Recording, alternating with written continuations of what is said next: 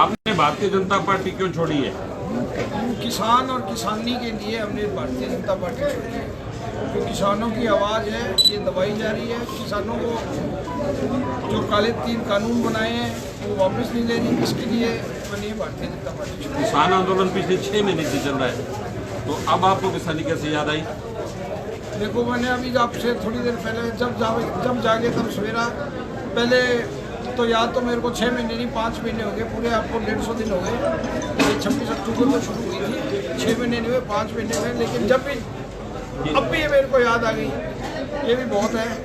कई बार कुछ मजबूरियाँ होती हैं, क्यों मैं किसी पार्टी से जुड़ा था, हम आपस में पार्टी फोरम के अंदर बात करते थे, बात उठाते थे, लेकिन हमारी बात नहीं मानी गई, इसीलिए आज हमारे खुल के सामने आना। किसानों के समर्थन में आपने भारतीय जनता पार्टी के किस किस नेता को लिखा या बात की आपस में?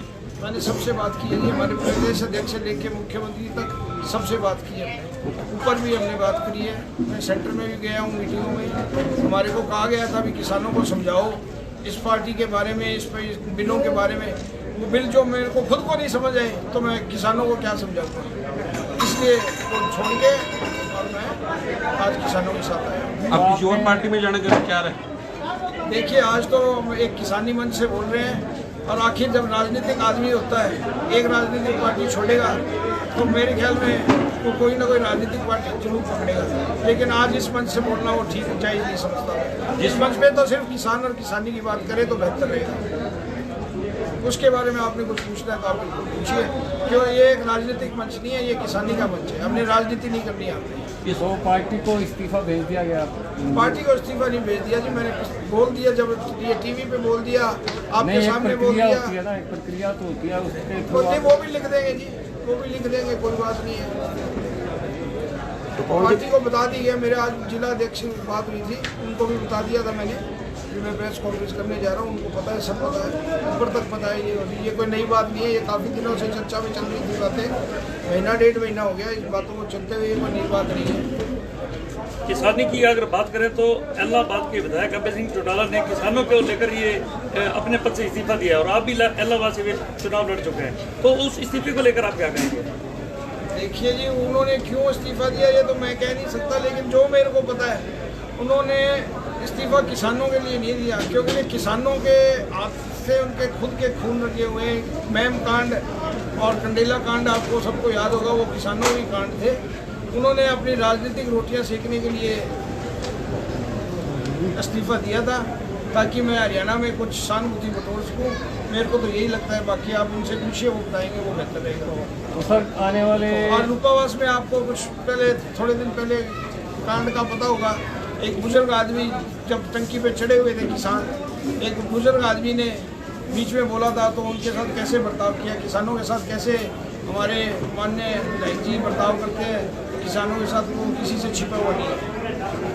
सर आने वाले उपचुनाव होंगे, तो उसमें आप इलेक्ट तो करेंगे, चुनाव तो लड़ेंगे ही, चाहे किसी भी पार्टी से लड़ें। चुनाव लड़ना तो तय है। देखिए, ये तो वक्त बताएगा जी, चुनाव लड़ेंगे या नहीं लड़ेंगे। लेकिन जब 3 पीढ़ी हो गई हमारी राजनीति में, मैं कोई आज राजनीति में नहीं आया। सन 1970 से मेरे ताऊ जी जो है चौधरी देवलाल के सपोर्ट से पहली बार इंडिपेंडेंट एमएलए बने थे, और सबसे पहले उन्होंने चौधरी देवलाल को सपोर्ट की थी, इंडिपेंडेंट एमएलए बने थे।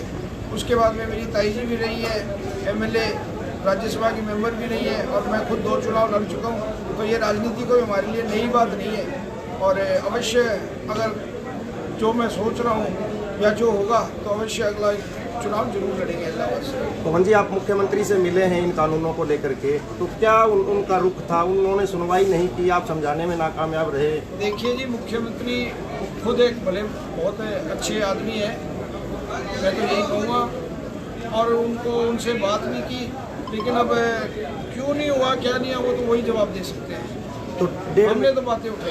1.5-2 महीने से आपका ये प्रकरण चल रहा है, तो आपकी पार्टी के जिलाध्यक्ष, प्रदेश अध्यक्ष और सीएम साहब किसी ने कांटेक्ट किया आपसे भी? क्यों नाराज हैं, क्यों पार्टी छोड़ रहे हैं? देखिए जी, मेरा प्रकरण ही वैसे तो 1.5 महीने से यहाँ ही चल रहा है। मेरे को अब ये अंदरूनी बातें, सारी बातें बताई नहीं जाती है, मैं क्या बताऊँ। अवश्य ये तो नेचुरल सी बात है, जब कोई आपस में एक परिवार में टूटता है तो उसको मनाने की कोशिश तो होती है। आपका हल्का एलनाबाद है, तो अब किसान आंदोलन में एलनाबाद में खास तौर पे आपका क्या रोल रहेगा? भविष्य में क्या आप टीकरी या सिंगू बॉर्डर पहुंचेंगे? बिल्कुल जी, जहाँ पे किसान मोर्चा, संयुक्त किसान मोर्चा या ये मेरे यहाँ के जो किसान साथी जहाँ भी मेरे को लेके जाएंगे और जहाँ भी ये कहेंगे मैं वहाँ हर जगह पहुँचूँगा। संघर्ष करेंगे, पूरे जोर से संघर्ष करेंगे। अगर एलनाबाद उपचुनाव में अगर आप चुनावी दंगल में नहीं उतरे और कोई ऐसा उम्मीदवार हो जिसको किसान मंच समर्थन देगा, क्या आप उस उम्मीदवार के साथ जुड़ोगे? बिल्कुल, ये वक्त बताएगा जी। अगर मैं खुद नहीं लड़ूंगा और किसान का अगर कोई किसान मोर्चे से लड़ेंगे तो ये तो नेचुरल सी बात है। मैं अब किसान मोर्चे में जब शामिल ही हो गया तो फिर किसान मोर्चे के साथ ही जाऊँगा और किसके साथ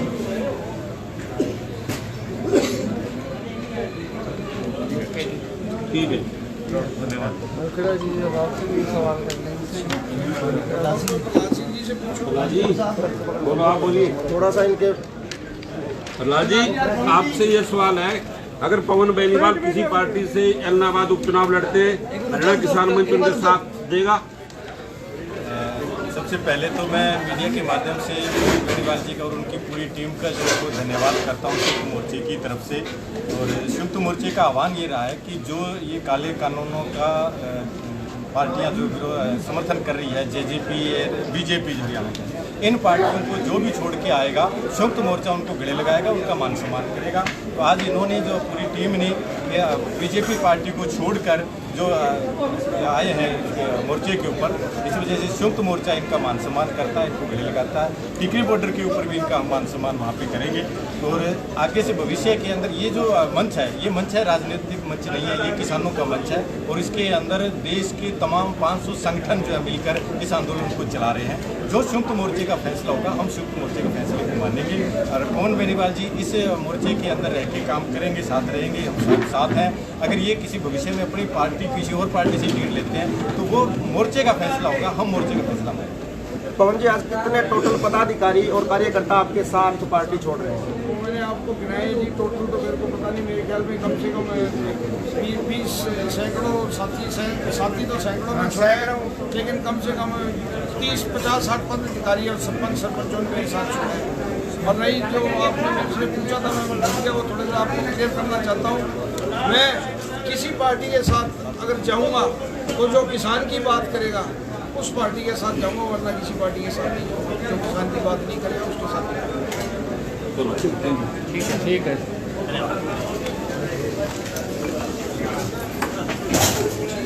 किसान मजदूर एकता जिंदाबाद।